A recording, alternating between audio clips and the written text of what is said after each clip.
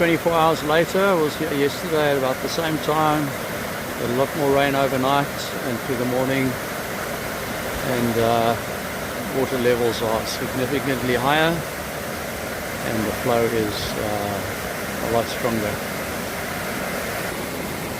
Lots of sediment being washed off the riverbanks down into the river. Yeah, all my strolls, there's plenty sediment, whether it's to do with just lack of vegetation or too many trails. I'm not too sure, but sediment not too good for the river. Back here at Dormy Place crossing, I was here same time yesterday. Things have changed a bit. This the bench is still here, but the little footrest in front of it has fallen off, and the other part of it has gone down the river. As you can see, the X bridge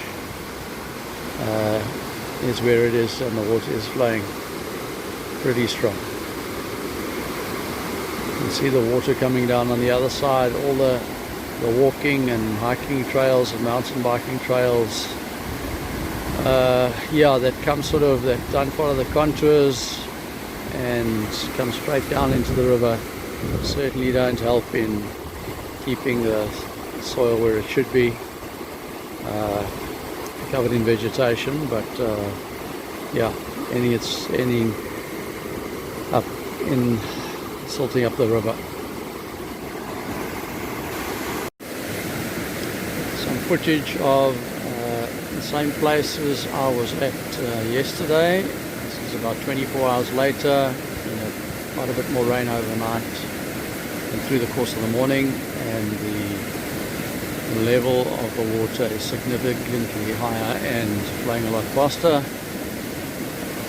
As you can see, bridge has been washed away, and pretty hectic at the moment. I'd love to know what it looks like down at the bottom of the Baakens River near Gqeberha and the mouth going